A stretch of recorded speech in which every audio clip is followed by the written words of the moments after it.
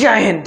तो आज की वीडियो में हम पॉलिटी का थर्ड पार्ट स्टार्ट करेंगे। इसके पहले वाली वीडियो में हमने टोटली भाग दो देख लिया था और एनआरए, एनआरसी, पीआईओ और ये सब जितनी भी चीज़ें हमने टोटली कंप्लीट कर दी थी। आज हम उसके आगे देखेंगे। चलिए देखते हैं। देखिए, इधर है हमारा भारत, इधर एशिया में हमारा है भारत। इधर ईरान है। ईरान में पारसी लोग रहते हैं। तो पारसी लोगों पर क्या हुआ, अरब के आक्रमण होने लगे।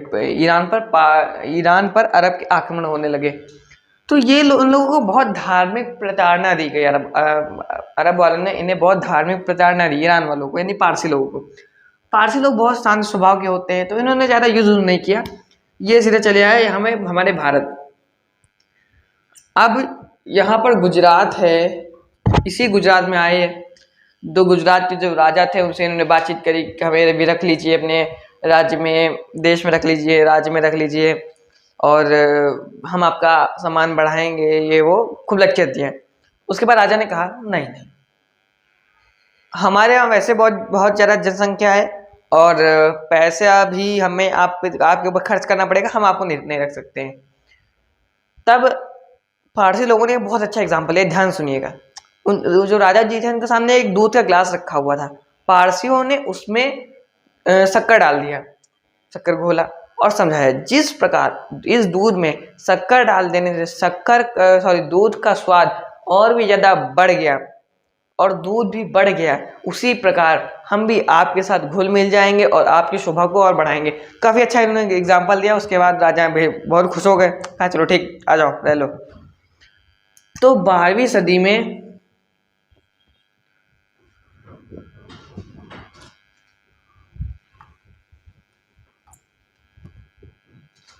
बारहवीं सदी में भारत ने ईरान वालों को शरण दिया। ईरान यानी पारसी। 1947 में जब पाकिस्तान भारत देश से टूटा था, उसके बाद पाकिस्तान से जो हिंदू थे, जो सिख थे या फिर जो अदर कास्ट के लोग थे, वो लोग भारत आने लगे। तो हमने उस समय भी उन लोगों को शरण दिया। 1959 में चाइना ने तिब्बत पर आक्रमण कर दिया था। तब जो तिब्बत वाले थे वो लोग भारत चले आए थे। तिब्बत के जो गुरु हैं दलाई लामा, वो भी भारत चले आए थे। अभी वो हिमाचल प्रदेश की धर्मशाला में रहते हैं। तो 1959 में हमने तिब्बत वालों को शरण दिया और 1971 में, इसे थोड़ा हम बाद में देखेंगे। तो 1959 में तिब्बत वालों को शरण दिया, 1971 में वो आगे बताएंगे भी, ये थोड़ा लंबा टॉपिक क्योंकि। और हमने 2015 में बरूनिया वालों को शरण दिया। बरूनिया म्यांमार ने उनके ऊपर आक्रमण कर दिया था, तो लोग इधर आके रहने लगे थे। अब देखते हैं 1971 वाला। इसी में है एनआरसी, यानी ये सब इसी में है। देखिए,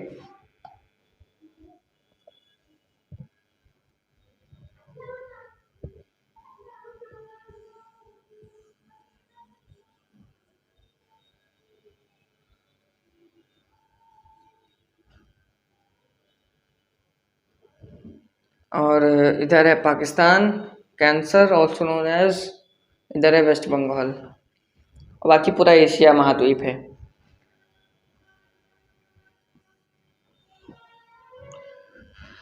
अच्छा, ये जो पाकिस्तान वाले हैं, पाकिस्तान यानी कि कैंसर, उस समय जो वेस्ट बंगाल था ये पश्चिमी पाकिस्तान लगता था, मतलब पाकिस्तान वालों का ये एक पार्ट था। तो जो पाकिस्तान वाले थे इतने नालायक थे, मतलब इनकी औकात भी देखिएगा। ये लोग वेस्ट बंगाल की जो महिलाएं थी उनके साथ इतना दुष्कर्म किया कि मतलब जो वेस्ट बंगाल वाले थे, उस समय पश्चिमी पाकिस्तान, तो पश्चिमी पाकिस्तान वाले थे एकदम परेशान हो गए। तो ये लोग इधर असम भाग के आने लगे, असम में आने लगे। अब जितने नेतवा थे सब भर लिया और बढ़िया बाद में माई के बोले हमने 19 लाख लोगों को बसाया है, हम इतने बड़े दिल वाले हैं कि हमने इन लोगों को ये बसाया है, 20 लाख लोगों को उधर बसा दिया, हमें 30 लाख को इधर बसा दिया। इतना लेक्चर झाड़ते हैं, नाटक। अच्छा, ऐसी कभी परिस्थिति है जब नेता खड़ा हो सामने बोल रहा हो हमने बहुत सारे स्कूल बनवाए, बहुत सारे मकान बनाए, बहुत सारे हॉस्पिटल बनाए। एक सवाल मात्र पूछें, कितने, कितना, बस शांत हो जाएगा। हमने बहुत सारे मकान बनाए, कितना, cut copy, cut copy, cut copy paste, फटाफट फटाफट, बाद में अभी कॉलेज हो गया हमारे, जाओ फटाफट जाओ। नहीं बोलेगा कभी हमने कितने बनवाए हैं। जब बनवाएगा तभी तो बोलेगा। और 10-15 बनवाएगा उसे क्या मतलब, पूरे देश में 10-15 बनवा लेता, कौन सी बड़ी बात है। चलिए फिलहाल आगे आगे देखते हैं। तो यहाँ पे जो फिलहाल लोग आए, अभी नेतवा थे बहुत हिगड़ी झाड़ने लगे, हमने 20 लाख लोगों को बचाया, 2 करोड़ इधर बसा दिया, 2 करोड़ उधर बसा दिया। तो सुप्रीम कोर्ट ने फैसला सुनाया कि जो ये लोग आ रहे हैं इनका एक रजिस्टर बनाया जाए, उसे बोलेंगे एनआरसी, नेशनल रजिस्टर पर सिटीजन। तो एक रजिस्टर बनाया जाएगा इस सिटीजन से। अब अगर कोई आया है तो उसका रजिस्टर बनाया जाएगा, हाँ ये इसका पूरा परिचय लिखा जाएगा, सारी चीज़ें लिखी जाएंगी और उसका नाम पता सब कुछ एड्रेस पूरा लिखा जाएगा। और उन्हें नागरिकता कैसे मिलेगी, तो पूंजीकरण। ये कब लाया गया था,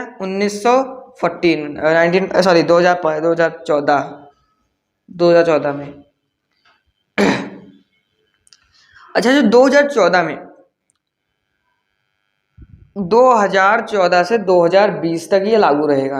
अच्छा, इसके दोनों में कितना समय अंतर, 14, 15, 16, 17, 18, 19, 20, 7 साल का फर्क है, 7 ईयर। अच्छा, आप तो सोचेंगे कि उसने तो 2015 में आक्रमण किया था। ये लोग पश्चिमी पाकिस्तान वाले बहुत ज़्यादा प्रताड़ना से पीड़ित थे, ये इधर पर कैंसर वालों से। तो ये लोग पहले थोड़ा थोड़ा आके बसने लगे थे, लेकिन जब इन्होंने एकदम ही अपनी हद पार करी 2015 में, तब फिर ये एनआरसी बनाया गया। और उससे पहले 2014 में ये लाया गया था कि 2014 से अगर कोई आना चाहता है तो 2014 में आ जाए। और पूंजीकरण यानी कि यहाँ आए, पूंजीकरण में हमने आपको बताया था अगर पूंजीकरण में कोई व्यक्ति आता है, 7 साल या नौकरी करे, विवाह करे, तब जाके उसको नागरिकता मिल जाएगी। अगर कोई व्यक्ति यहाँ पे आता है, वो विवाह करता है और इन दोनों के बीच में ये जो पूंजीकरण था ये 2014 से लेकर 20 तक लागू किया सुप्रीम कोर्ट ने। तो ये 7 साल तक ये चला। अब अगर कोई इतने समय में आएगा, अब ये नहीं कि 2019 में आ जाए, कोई मतलब नहीं है, क्योंकि 7 साल भी पूरे नहीं होंगे तो उसको नागरिकता नहीं मिलेगी। 2014 में आ जाएगा, उसको ना तो उसके विवाह कर ले, 7 साल उसके पूरे हो जाएंगे, 2020 में उसको नागरिकता दे दी जाएगी, खत्म। तो इस तरीके से हमने जो वेस्ट बंगाल वाले थे, सॉरी पश्चिमी पाकिस्तान वालों को बसा दिया। और फिर इस कुत्तों के साथ, कुत्ता नहीं, कुत्ते की बेइज्जती हो जाएगी। नाली का इंग्रेडिएंट, वैसे भी उसकी भी तुलना नहीं की जा सकती, लेकिन ठीक है चलिए, कुछ ना तो कुछ रखेंगे। तो नाली के इंग्रेडिएंट से इसकी तुलना कराई, सॉरी नाली के इंग्रेडिएंट से जब मार हुई तो इन पर थोड़ा इनका मुंह उतने कुछ, नाली के इंग्रेडिएंट का मुंह कूच दिया गया धर के, थोड़ा सा बहुत कूचा, पूरा कूचने वाले थे, हाथ जोड़ लिया कि अब क्षमा करते, हम ना कुछ करिए। तो भारत ने भी कहा क्षमा करे, जाओ, तुम्हारे जैसे कितना क्षमा कर चुके, जाओ चल। कितनी बार हमने इस कुत्ते को छोड़ दिया है। चलिए फिलहाल अब आगे देखते हैं। तो जितने शरण एनआरए, एनआरसी और पूंजीकरण समझ में आ गया होगा। यही पूंजीकरण को CAA कहा गया, CAA लागू किया गया, यानी कि पूंजीकरण लागू कर दिया गया, बस खत्म। अब स्टार्ट करते हैं भाग 3 को। पूरा तो भाग नहीं हो पाएगा, लेकिन जितना हो सकता है आज कंप्लीट कर देंगे, बाकी फिर कल के टॉपिक में देखेंगे, 3-4 वीडियो में खत्म हो जाएगा। भाग 5 बड़ा है, बाकी अच्छे से याद हो जाएगा, पक्का गारंटी। भाग 3 देखते हैं फिलहाल। भाग 3 मूल अधिकार। मूल अधिकार, देखिए भाग 2 11 पे खत्म हो गया था, भाग 2 11 पे खत्म हो गया था। अब ये चलेगा भाग 12, सॉरी अनुच्छेद 12, भाग 2 11 पर खत्म हो गया था। भाग 1 था 1 से 4 तक, भाग 2 था 5 से लेके 11 तक। अब जो भाग 3 है ये 12 से लेके 35 तक है। लंबा है लेकिन ज़्यादा कुछ खास बड़ा नहीं, एक सेकंड का है बस उसमें आर्टिकल। तो पहले अनुच्छेद 12 देखते हैं। आर्टिकल 12, आर्टिकल 12 में मूल अधिकार की परिभाषा दी गई है। मूल अधिकार की परिभाषा, आर्टिकल 13 में अल्पीकरण। अल्पीकरण जाने से पहले आप एक बात जान लीजिए, जो नागरिकता है, सॉरी मूल अधिकार, ये यूएसए से आया है, यूनाइटेड स्टेट ऑफ अमेरिका, यानी अमेरिका से आया है ये मूल अधिकार। और मूल अधिकार, अल्पीकरण का मतलब होता है कि आपके मूल अधिकार सीमित हैं। वैसे तो हमारे जो मूल अधिकार है वो हमसे कोई भी नहीं छीन सकता है, कुछ सरकार भी हमसे नहीं छीन सकती है। हाँ, एक दो दिन के लिए बैन लगा सकती है, संसद एक दो को खत्म भी कर सकती है, लेकिन कुछ फंडामेंटल राइट है जो इन्हें कोई भी हस्तक्षेप नहीं कर सकता है। तो फंडामेंटल राइट हमें जन्म होते ही मिल जाती है, ये हमारा नैसर्गिक अधिकार है और इसके विरुद्ध सरकार नहीं जा सकती। जैसे हमारा राइट है, राइट टू एक्सप्रेस, आगे आपको सारी चीज़ें बताएंगे। हम अपने आप को एक्सप्रेस कर सकते हैं, सबके सामने बोल सकते हैं, इसमें सरकार रोक नहीं लगा सकती। अब ये नहीं उजूल बोल रहे, गाली वाली बोल रहे, तो उससे सोसाइटी को दिक्कत हो रही है ना, तो उससे तो सरकार बोल देगी, लेकिन एक दायरे में रह के बोलिए ना। अगर आपने हमारे फंडामेंटल राइट ने, हमारे संविधान ने आपको कुछ छूट दी है तो उनका सही से पालन करिए, मिसयूज ना करिए। मिसयूज करेंगे तो पिछड़ा लाल हो जाएगा। अल्पीकरण, अल्पीकरण समझ में आ गया कि आपके जो अधिकार हैं वो सीमित हैं, यानी कि अब ये नहीं, अगर आपका अधिकार है आप कहीं भी घूम टहल सकते हो, तो ये नहीं किसी पब्लिक प्रॉपर्टी जाके बेडरूम में घुस जाए जाके, तो सीमित रखिए जितना अगर है, जहां तक पब्लिक को दिक्कत ना हो तो वहां तक आपके अधिकार सीमित हैं। आर्टिकल 14, आर्टिकल 14 में है विधि के समक्ष समानता। विधि के समक्ष समानता, विधि का मतलब होता है कानून, कानून के समक्ष समानता। कोई भी व्यक्ति हो, पीएम हो, सीएम हो, डीएम का चाचा हो, डीएम का बाप हो, डीएम की अम्मा हो, कोई भी हो, पीएम हो, राष्ट्रपति हो, कोई भी हो, खुद चीफ जस्टिस ऑफ इंडिया भी हो या फिर सीजीआई हो, चीफ जस्टिस ऑफ इंडिया को सीजीआई बोलते हैं, कोई भी हो, वो कानून के बराबर में। जो कानून नॉर्मल पीपल पर लागू होगा वही कानून प्रधानमंत्री पर भी लागू होगा, जो कानून राष्ट्रपति पर लागू होगा वही एक नॉर्मल पीपल पर भी लागू होगा। अब भाग 15, सॉरी आर्टिकल 15 देखते हैं। आर्टिकल 15 है, अच्छा ये चीज बताइए, आप अगर किसी की अनइक्वालिटी करते हैं, भेदभाव करते हैं, तो आप क्या मतलब किस बेसिस पे भेदभाव करते हैं? अच्छा उससे पहले एक चीज जानिए, जो मूल अधिकार है, अगर मूल अधिकार का कोई खंडन करता है, आपके मूल अधिकार को छीनने की कोशिश करता है, आप सीधा सुप्रीम कोर्ट जा सकते हैं, सीधा सुप्रीम कोर्ट। और सुप्रीम कोर्ट में आप सबूत दिखाइए कि देखिए जैसे बात है, और आप सबूत देख लीजिए, कुछ रिकॉर्डिंग, कुछ आपके पास सबूत होना चाहिए, सबूत दिखा दीजिए। फिर सुप्रीम कोर्ट या तो वो आदमी रहेगा तो उसकी आत्मा रहेगी, एक चीज रहेगी बस। तो अब आर्टिकल 15 में देखते हैं। आर्टिकल 15 में किस बेसिस पे आप भेदभाव कर सकते हैं? पहला, धर्म के बेसिस पे कर सकते हैं, ठीक है, कि आप हो धर्म के हो, हे फलाना धर्म के हो, धर्म के हो।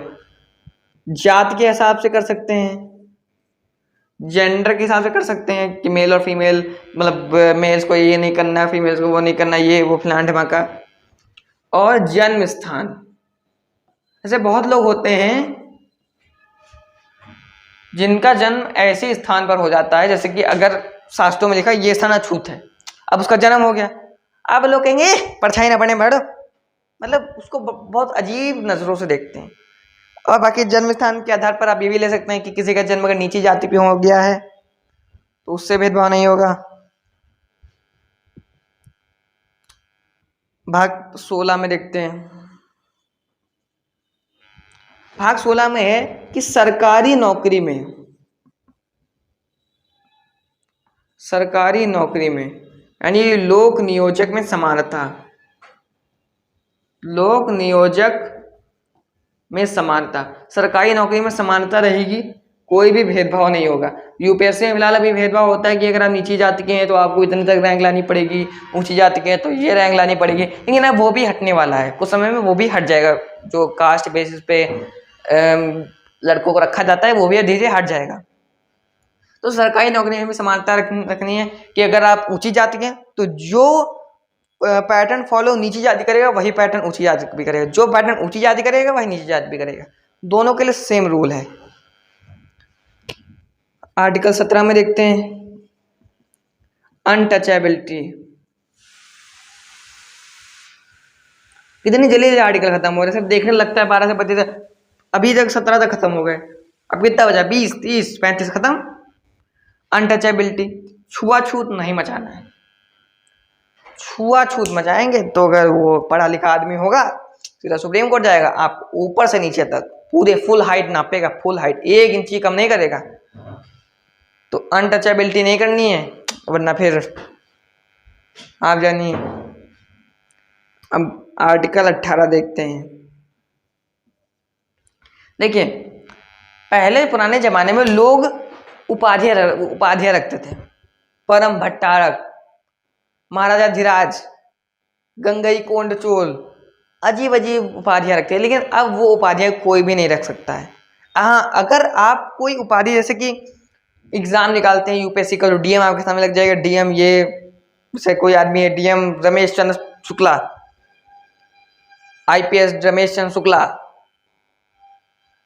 ले लें, जैसे प्रधानमंत्री नरेंद्र मोदी, सीएम योगी आदित्यनाथ। तो सीएम एक तरीके का टाइटल ही कह लीजिए, बाकी उसने अपनी मेहनत से पाया है, वो आप टाइटल लगा सकते हैं, जैसे डीएसपी, सीएम, डीजीपी, सीएजी, ये सब आप टाइटल लगा सकते हैं अगर आपने वो एग्जाम निकाला और आप उस पोस्ट पर है। ये नहीं जब मन चाहा चलो परम भट्टारक की उपाधि धारण करें, जय चलो महाराजा धीराज की उपाधि धारण करें, ऐसा नहीं होगा। आप कानूनी रूप से जो उपाधि आपको मिलती है उसे एक तरीके की उपाधि नहीं है, वो एक रैंक है, वो एक पोस्ट है। अब आप कहने के लिए उपाधि कह दीजिए, मन होना कीजिए, तो उपाधि नहीं धारण कर सकते, उपाधि नहीं धारण कर सकते। तो फिलहाल ये भाग 18 तक आज कंप्लीट होता है, कल हम भाग 19 से देखेंगे। तब तक के लिए आप इसे याद करिए, फिर कल मिलेंगे, तब तक के लिए जय हिंद, जय भारत।